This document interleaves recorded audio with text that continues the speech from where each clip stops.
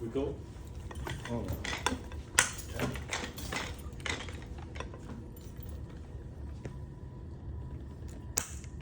Do you need to test these mics or anything? Uno, dos, tres. Yeah? All right, I'm ready. You good? Yep. Cool. Hello and welcome to City Hall. I'm Ryan Dorsey, City Council member from the 3rd District in Northeast Baltimore. I'm here today with grassroots organization Baltimore For Democracy to ask voters to vote no on question H. I want to thank also my colleague Odette Ramos from the 14th District for joining us here today. Question H asks very simply, is 14 too many people to represent the interests every day of nearly 600,000 people?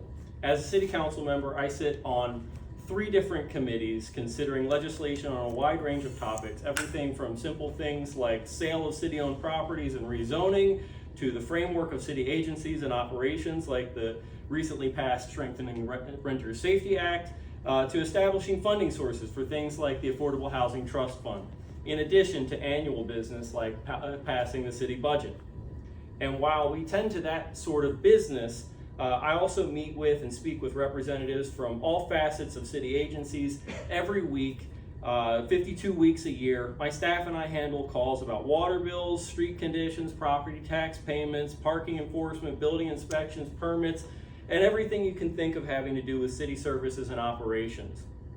Not only do we help on a case-by-case basis with constituent work, but we go the next step and take further efforts to work with city staff to improve and identify opportunities for process improvements to reduce the prevalence of problems in the city, sometimes taking months or even years to bring about new ways of doing things. The work is endless and often challenging. And with all there is to be done in this old city, to keep it going, improving, and hopefully growing, the question of whether 14 people is too many to do what I and my colleagues do every day is patently absurd. The question could only be asked by somebody who either does not understand or care about the value of city services. And as it turns out, that's exactly what we have. A multi-millionaire media magnate who doesn't live in Baltimore City has paid hundreds of thousands of dollars of his own money to get this question asked of the voters of Baltimore City. And the coalition here today is asking voters to get involved in educating one another about it and working collectively to reject this proposal, to vote no on question H. The Baltimore For Democracy Coalition is an independent group of Baltimore City residents working in concert with the efforts of Mayor Scott and the member organizations involved in the Baltimore Not For Sale Coalition, all in an effort to defeat this ballot measure. We believe we can count on voters to make the right choice so long as we get the word out. We're here to make sure that every voter in Baltimore City knows to vote no on question H. And now my friend and constituent Andy Ellis, the chairperson of Baltimore For Democracy, is going to say more about that effort. Great. Thank you, Ryan. So my name is Andy Ellis, and I'm speaking to you today in my role as chair of Baltimore For Democracy. It's a grassroots ballot issue committee that is formed to oppose question H, the charter amendment that would reduce the number of council districts from 14 to 8 and the number of members of the council from 15 to 9. Baltimore For Democracy came together formally in June of this year when several of us who served on the Charter Review Commission gathered with some of our friends, neighbors, and colleagues to figure out what we could do to oppose this very bad charter amendment. The speakers you will hear today will explain why the charter amendment is bad in more detail, but let me start by offering 3 arguments. 1, slashing the size of the city council is bad for responsive government. Fewer and larger districts will make it harder for city council members to work with residents, neighborhoods, schools, churches, businesses, and everyone else. 2, decreasing the number of districts and increasing the number of voters in each district is bad for democracy. Bigger districts are more expensive to run in, they attract less diverse candidates, and they provide better protection for incumbents. And 3, rewarding the unlimited spending of personal wealth to get an issue on the ballot is also bad for democracy. Campaign finance law, which regulates individual and corporate donations elsewhere, allows unlimited corporation or contributions to ballot issue committees. If one man can spend $415,000 to get something on the ballot, and the people are not able to stand up and fight back against that, it will let other wealthy people know that they can shape the form and nature of Baltimore city government however they want to. And so before Baltimore for Democracy came together, the three of us who are here today that were on the Charter Commission, Davon Love, our treasurer Julian Montes de Oca, and myself have been studying this issue and charter amendments in general all year. In the spring, we understood a few things would have to happen if we wanted to defeat this amendment. First, elected officials in the Democratic Party would have to pay as much attention to the general election this time around as they normally pay to the primary election. Two, organized labor, faith communities, and advocacy organizations would have to focus their efforts and mobilize their membership in order to oppose this question. Three, every person, no matter their political or organizational affiliation, needs to have the information to be able to understand what this ballot issue does and how they can oppose it. And four, the press would have to cover the issue and the debate around it. I have to say, I'm pleasantly surprised about how well each of those things is going. We here at Baltimore for Democracy are in active collaboration with the other groups working to defeat the question H, including the Baltimore City Not For Sale Coalition, the elected leaders, the unions, the faith organizations, and the advocacy organizations. Now, we're glad to see media here covering it today, and 48 days out, we feel like we have a pretty good opportunity to beat this thing, but we also understand that we are the underdogs on this fight. Here's a couple reasons why. 49 out of 50 charter amendments in Baltimore City since 1999 have passed. One of them failed. Two, David Smith, the wealthy Republican who financed this entirely on his own, has a television station and a newspaper at his disposal in order to be able to share his version of his agenda. Three, even though Peace, the organization behind this initiative, only has $5,153 in their bank account, according to the last campaign finance statement, David Smith could write a 6, 7, or 8-figure check at any point he wanted in order to give them more money. Four, nearly 600,000 Baltimore City voters nearly 60,000 Baltimore City voters receive vote-by-mail ballots next week. That's about 25% of the people that voted in the general election in 2020. So we have a lot of work to do in the next week, and we have a lot of work to do in the next 48 days. Our focus here at Baltimore for Democracy is to help activate the social networks that make our democracy thrive in Baltimore. We want to make sure that everyone can learn about Question H and that each person interested in defeating it can easily join the effort. Right now, our work is to help defeat this initiative, but we don't think the work ends on Election Day. In fact, we hope this is just the beginning of a more vibrant discussion about grassroots democracy in Baltimore City and of just the beginning of this kind of civic participation. With that, I want to turn it over to Christy Frank, who is one of the key organizers of BFD, who will explain how we intend to engage voters between now and Election Day. Christy? Good afternoon. As Andy mentioned, I'm Christy Frank, one of the organizers of BFD. When our group first met back in June and started talking about forming this coalition, we felt strongly that we wanted this to be an umbrella for a lot of different people and perspectives, because the effects of the Charter Amendment would touch every corner of the city. Part of that is that we don't believe it should matter how much experience you have with activism or politics or community work. I just spoke at my first press conference 2 days ago, and now I'm here. It shouldn't matter how much time or money you have either. We've reminded ourselves many times over the last few weeks that BFD is a coalition of people doing what they can. Most of us have day jobs. That's why we're having this press conference after work. We're just here because we believe it's important and that every minute we spend and every conversation we have with folks about Question H is valuable because every single vote matters here. That's the democracy we stand for. So I'd like to tell you about some of the ways you can get involved with us in this fight against Question H. First, we're putting together a ton of resources on our website, baltimorefordemocracy.org.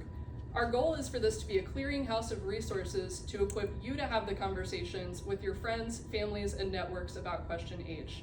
You'll find a toolkit where we're adding printables, infographics for social media, messages you can drop into your group chat, signs you can print out. With some help from our fellow organizers and partners, we're aiming to include resources that speak to a variety of audiences because we recognize that what resonates for us may not speak to every community in Baltimore. So if there's something you think we should add there, please feel free to shoot us a message on our contact form. If you want to dive deeper, fill out our volunteer form and get us your contact info. Let us know what you're interested in helping with, whether you're comfortable door knocking or canvassing on election day, or you're more comfortable helping out behind the scenes. I promise we can get you plugged in. Another way to help is by sharing your reason for voting against question H. We have a place for that on our website too. We'll continue to share why we're voting against this, but the more perspectives and voices and arguments that we can share besides our own, the more folks we are likely to reach. If you're interested in attending events this month or next, we've got plenty of those going on too, and you can find out all about that on our website. But just a few coming up.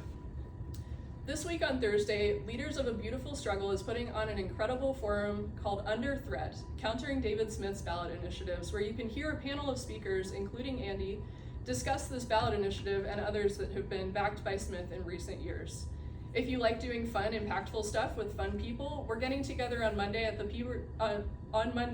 23rd at Peabody Heights Brewing for our first postcard and button making party, which we would love to make a regular thing that anyone can organize with a group of friends. Next Thursday, September 26th, we'll be hosting a fundathon on Zoom with lots of fun and prizes to help our group raise money to cover things like website costs, printed materials, event registration fees, some targeted digital campaigns if we can swing them. We're not working with David Smith money over here, nor do we have our own TV station or newspaper, so we need your support to reach people. If you can't make the fundathon, we've got an easy donate page on our website as well, where you can drop us some dollars. $5, $10, if you're David Smith, maybe $415,000. We'll take his money too. Anything helps. Listen, this ballot measure is making me do all sorts of things I never thought I would do, not the least of which is standing behind a podium at City Hall speaking into a microphone, but I'm here, we're all here, because we believe the next 48 days are critical. We are tired of rich outsiders with special interests trying to use their wealth to reshape our city's institutions. David Smith is a wealthy businessman who doesn't even live here, who has already poured thousands of dollars into getting this thing on the ballot. This thing that would cut our council representation nearly in half, double the size of our districts, and dilute our voices in the democratic process, and make the work of building connections and building communities so much harder. So let's at least make him work for it. But personally, I believe we can beat this. Trust me, I would not be up here if I didn't. We are out fundraised for sure, but we are passionate and creative and determined, and we are scrappy as hell. Get excited, get energized. The first ballots go out next week. We've got nearly 60,000 mail-in voters to reach, and we are excited to take on this fight together. So let's do this. Head to baltimorefordemocracy.org and get involved. Thank you. And next I'm passing it to Maryland State Senator Jill Carter. Good evening. You know, for the last number of years, there's been a lot of rhetoric by a lot of politicians, particularly in the Democratic Party, that say that we are facing a threat to our democracy. But right here in Baltimore City, there is no greater threat to our democracy than Sinclair Broadcasting Company and Fox 45 and this ballot initiative to reduce the city council. It's bad enough when, with often no facts, false facts, and lots of lies, they purport to be a news outlet. But now when they step on the purview of trying to control the politics of our city, that is when it's time for the people to stand up and finally say no. Malcolm X said that media will have you hating the oppressed and loving the oppressors. Well, when that's true enough with Fox, sometimes, you know, they would have us believe that the children of our city are the greatest culprits of all atrocities, but the people that carry badges and guns have no ability to do anything about it. What's important here is that when we reduce the city council, we reduce resources for people, particularly those that have the greatest needs in the marginalized communities. And you know what else? When Fox Baltimore wants to reduce our city council, the next step is to control the limited people that they have. And so we're hanging on by a thread, but this is still a majority black city for a while longer, even though efforts have been made to poison, kill, and destroy the most marginalized people and move the middle class out. But even though that has happened, we still deserve to have everyone be adequately represented in the Baltimore City Council. And so the biggest concern is that when you limit that and you put it under the control of Fox, you're going to destroy the right of people to have adequate, fair, and true representation. So I'm going to encourage everybody to vote against question H and do everything I can in my power to help this initiative because it would be bad for Baltimore. Thank you.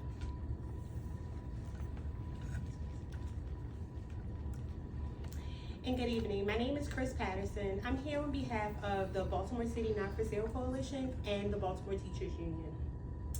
As a teacher in Baltimore City, I'm not just a proud resident, I'm a proud parent as well. And minimalizing or reducing anything is a hard no for me. So when question H came across, all I could think of is how they're continuing to try to silence our voice. I'm here today to ask everyone to invite us to actually explain the information and explain what's happening with question H. We've been to community associations throughout the city, and we are still scheduling appointments to explain question H to community associations. If you are an individual that wants to know more, or you just want us to come out and show you how to empower others to lead from their seat, we are encouraging you to reach out to the Baltimore City Not For Sale Coalition or to the Baltimore Teachers Union. Once again, my name is Chris Patterson. Feel free to let them know I sent you. Just as a resident of Baltimore City, I can only think of what reduced services would look like. I can only think of how that would just further push us into a space of not having a voice.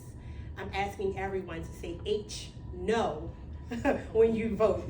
So thank you. Next is Nnamdi. I'm sorry, Nnamdi. Thank you. My name is Nnamdi Lumumba. I'm with the Ujima People's Progress Party, and we are working to be a state party. This obviously caught our attention because the first thing that came to our mind was this is a blatant attack on people's democratic right to participate, right? It is plain. At its core, it's anti-Black. At its core, it's anti-workers, right? Working families. At its core, it's anti-democratic, right? It would have us believe that shrinking the size of city council would make things easier, right? But for who? That's the real question.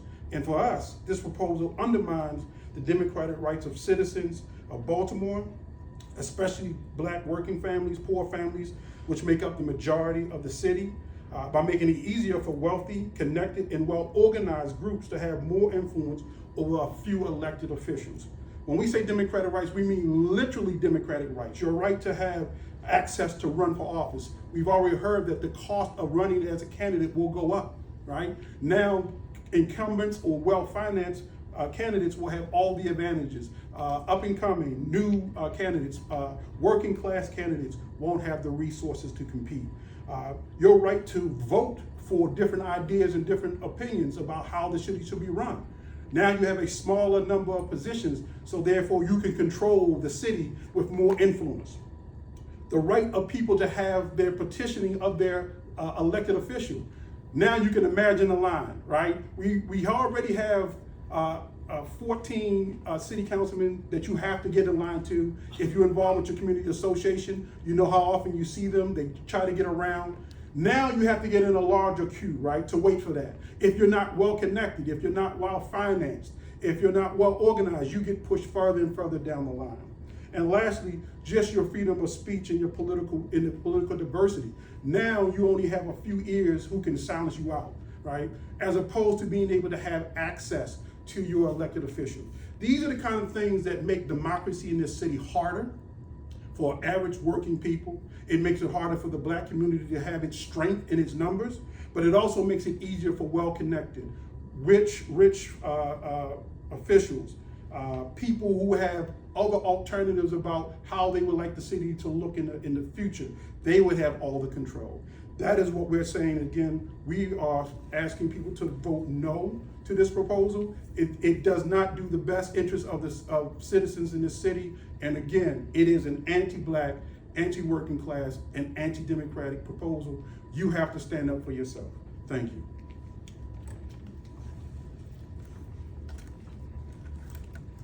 Good evening. My name is Julia Ellis. As a leader of the Baltimore Baby Bonus campaign, I speak for the Maryland Child Alliance in urging the public to vote no on question H. Our campaign recently championed universal payments for new parents in Baltimore. And while our campaign was defeated in court, due in part to the opposition of some council members. We firmly believe that personal grievances should never dictate our city's future. Reducing the council size is not the answer to Baltimore's problems. With over 250 neighborhoods, our city thrives on diverse voices and representation. A smaller council would limit accessibility, potentially silence underrepresented communities, and weaken the grassroots initiatives that drive positive change. We've seen firsthand how crucial community engagement is, and larger districts would only distance representatives from the people that they serve. Moreover, this reduction, backed by wealthy outsiders, sets a dangerous precedent where special interests could override the will of Baltimore residents. It would make elections less accessible for community leaders and risk further eroding public trust in our democratic process. At a time when we need to strengthen connections between citizens and government, this move would only create more division. Our commitment to fighting for Baltimore's children remains unwavering at the Maryland Child Alliance. Join us and the coalition in voting no on question H. Let's focus on building a stronger, more responsive government that truly serves all of Baltimore and its children. Our city deserves more representation, not less. Thank you.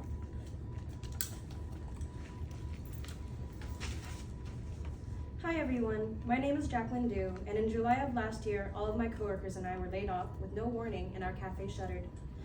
Our city councilwoman was immediately involved and reached out personally to connect us with resources which led to us reopening in just 2 months later as a worker-owned cafe. Tomorrow will mark our first anniversary of reopening as a worker cooperative, and we are absolutely thrilled to have been given the chance to rewrite our circumstances. The ability to quickly respond to local emergencies with highly personalized solutions is what makes small local government so effective. Our councilwoman knew what we needed because she is able to connect regularly with her community. In our case, she is present at a local monthly merchants association meeting, and she walks the same street as us, shops at the same businesses as us, and is affected by the same laws as us. Cutting the number of council seats would effectively kneecap these relationships. As a small business owner, it is very important for me for my city council to be well acquainted with the needs of local businesses. With 6 less council members, that's 6 less chances of someone to know our needs and save 30 jobs. It is also 6 less opportunities for up and coming leaders to strive for, 6 less to represent the true diversity of this city, 6 less representatives to vote for, 6 less voices to speak for us, 6 less points at which Baltimore is connected to her citizens. Baltimore and its many distinct neighborhoods cannot be effectively represented by just 8 council members.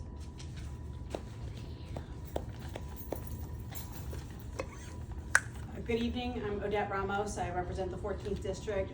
Very proud to have supported Common Ground in their work. I also want to encourage people to vote against question H. When you see your ballot, it's going to say for and against. You just go against. And because, frankly, the personal touch that you just heard about is really important to our residents. I go to every single emergency in my district to help residents, and it's very important to be able to do that. If we have double the residents to serve, it would be very difficult to do that. I also spend a lot of time in the areas of my district that have been underrepresented, that have the most difficult issues, because a lot of people just don't trust government. So we have to be there in person in order to make sure that residents get the services that they need, and that would be impossible if we have double the size of our district. So I want to thank the coalition for everything that they're doing because it is really important to get the word out about this, and so I'm just grateful to be a part of this effort and look forward to seeing the results. And I know that as residents, you don't want to have less representation. You want to have representation that really means a lot to you and hold us accountable. It is harder to hold us accountable if we're going to be all over the place. We're here for you, and it makes a difference with these smaller districts. So vote against question H. Thank you.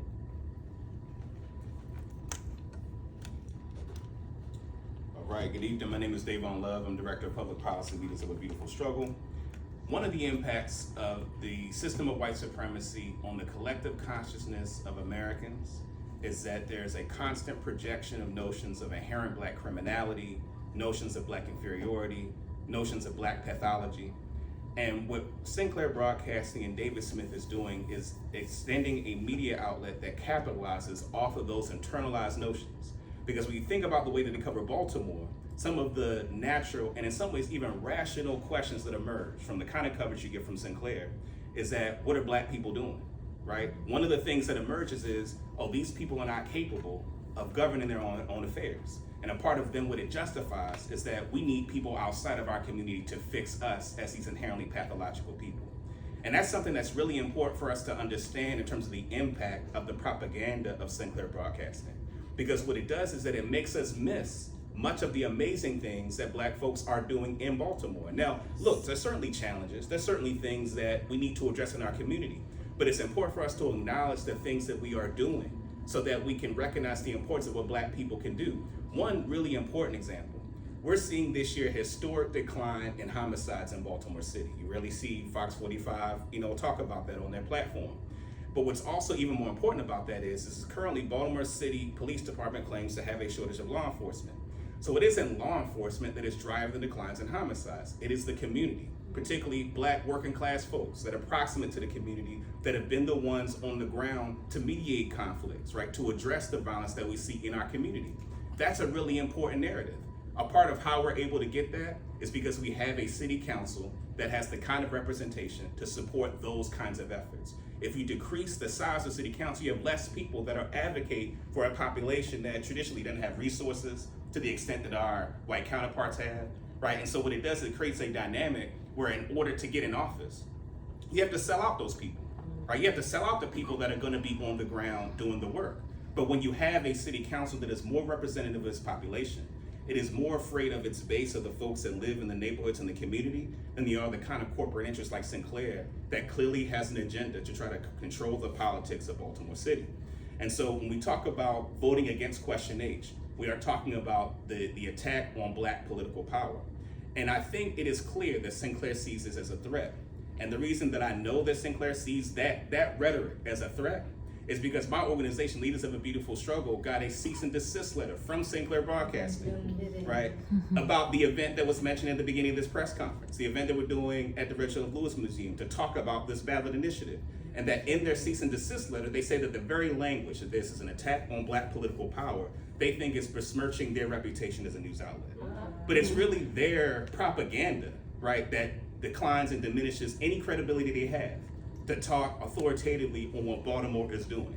And again, what animates that is the fact that their racist right-wing propaganda is the kind of propaganda that will produce, right, the kind of politics where we wouldn't be able to empower the people in the community to address themselves to the violence that we see. And I think it's an important contrast, even if we just look at our neighbors in Baltimore County, right, where they're trying to expand the members of their county council because they have I think their population is about 38% Black, but they only have one Black person in their 7 members county council, right? And no women in the county council. So it's important that when you think about representation, right, our neighbors are trying to expand their representation to make sure that folks are properly represented in their politics. And so likewise, it's important for people to vote against Question H, to retain the representation that we have, so that the work that people are doing that people don't know about, that Sinclair doesn't want people to talk about, that people can continue to do their work and have council representation to back them in supporting that work that's happening in Baltimore. Thank you. Excellent. Well, thank you to all the speakers who have come out in order to help us to talk about why we need to get people involved in this effort to defeat Question H. And at this point, we're open to any questions and take any questions or comments that anybody has.